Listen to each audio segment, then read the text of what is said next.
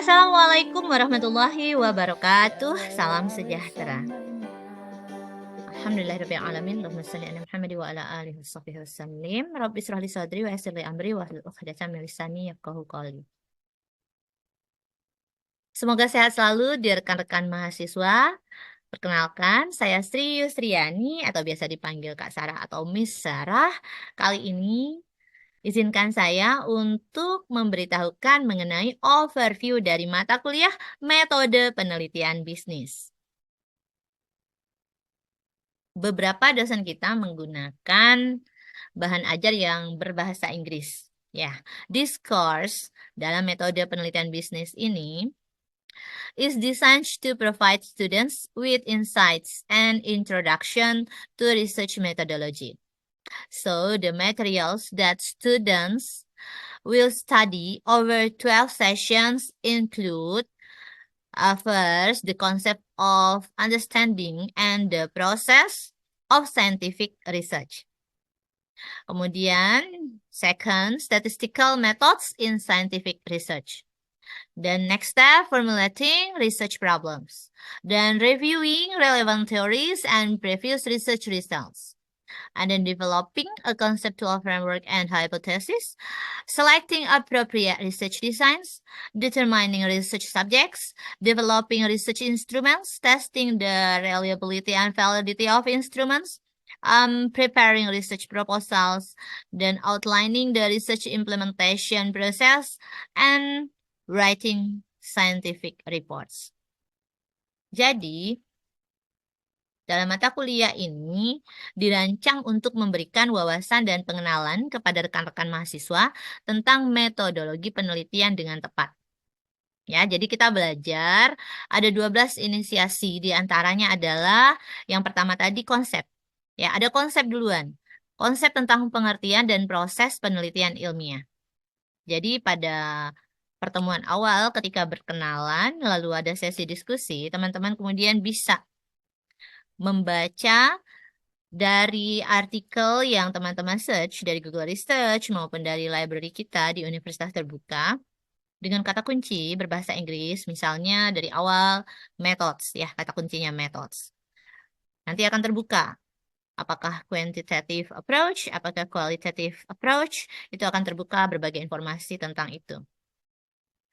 Kemudian, langkah kedua, dalam metode penelitian bisnis ini, nanti pertemuan selanjutnya itu berkenaan dengan metode statistik. Jadi tidak akan jauh-jauh dari urusan matematis juga. Statistik metode dalam penelitian ilmiah. Kemudian hal ketiga, menyusun masalah penelitian. Di sini teman-teman akan diajak untuk berkreasi menemukan symptoms, fenomena di sekitar. Jadi betul-betul ada alasan penemuan masalah apa yang begitu penting untuk diadakan riset atau penelitian tersebut. Kemudian langkah keempatnya, ketika memang sudah ada masalah dari penelitian, ya karena there is problem, so there is study. Jadi there is no problem, so there is no research.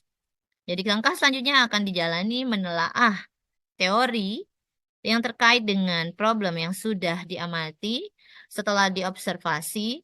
Kemudian ada dalam penggalian data teori itu ada hasil penelitian sebelumnya. Dan penelitian yang relevan itu dapat kita temukan research gap-nya. Ya. Jadi akan ada keasikan dalam menggali data dari artikel atau karya ilmiah. Kemudian langkah selanjutnya mengembangkan kerangka pemikiran. Dari berbagai macam research gap, rekan-rekan akan diajak menemukan inti problem permasalahan dari apa yang sudah dirumuskan dalam fenomena permasalahan yang sudah diajukan. Maka terbentuklah kerangka pemikiran dan adanya hipotesis. Kemudian langkah selanjutnya yang keenam, karena sudah ada hipotesis itulah, metode tadi, pakai desain apa bisa ditetapkan. Desain penelitiannya relevan dalam studi ini.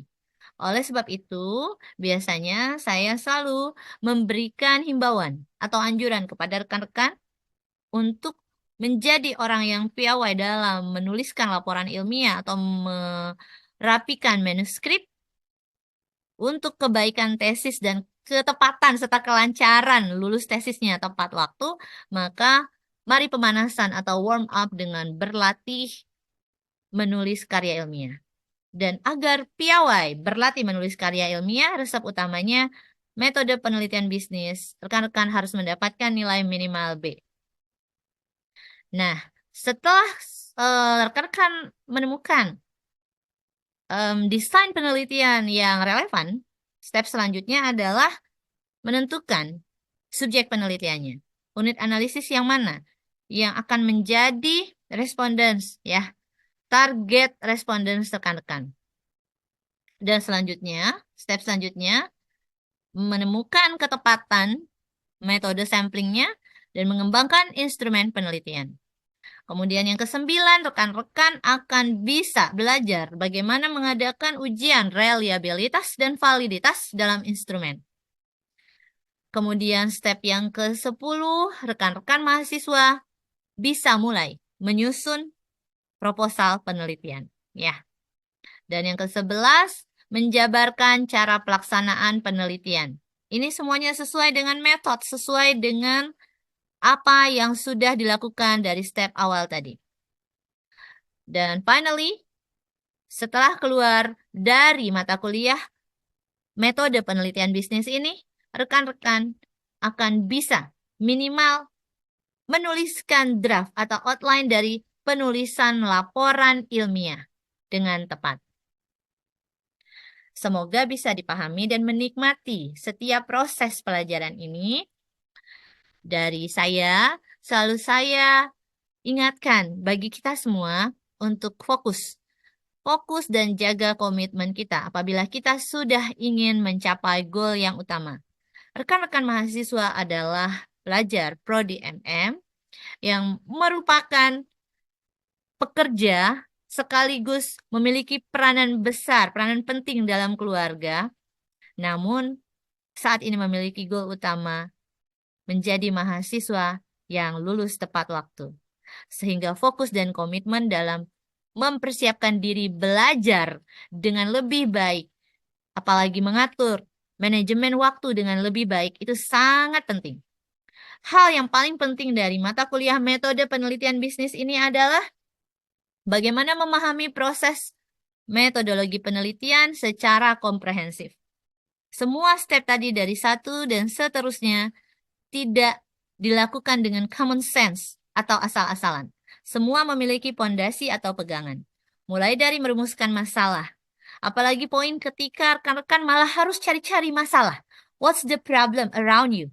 Rekan-rekan harus menemukan symptoms apa sih dalam organisasi tempat kita berkarya, ataukah komunitas di sekitar kita, ataukah apa saja environment di sekitar kita. Dan untuk menemukan problems itu tidak boleh menggunakan common sense. Kita melihat symptoms apa yang ada, kemudian menemukan masalah yang tepat, lalu dengan kemampuan yang sudah makin terampil ketika memperoleh pelajaran dari para dosen dan tutor kita, teman-teman bisa mengembangkan kemampuan dalam menerapkan metode yang tepat, melakukan analisis yang valid, serta menyusun kerangka pemikiran yang logis, dan tentu akan membantu pengembangan diri rekan-rekan mahasiswa dan menghasilkan penelitian yang berkualitas. Selain itu, penguasaan teknik statistik dan pemilihan desain penelitian yang relevan juga sangat krusial untuk memastikan bahwa hasil penelitian dapat dipercaya dan bermanfaat bagi perkembangan ilmu pengetahuan. Baiklah rekan-rekan, jangan lupa no pain, no gain. Jadi tetap ada capek, ada lelah, ada letih, namun itu ada pengembangan diri dan selalu ada hikmah pelajaran berharga buat diri kita dan buat orang-orang di sekitar yang tentu saja mencintai dan memberikan support kepada kita. Sekian dari saya, overview dari mata kuliah metode penelitian bisnis. Semoga bermanfaat. Billahi taufiq wal hidayah. Wassalamualaikum warahmatullahi wabarakatuh. Happy learning, happy working, happy researching. Don't forget, everyone is awesome. Stay healthy, stay happy. kau kekasih hati.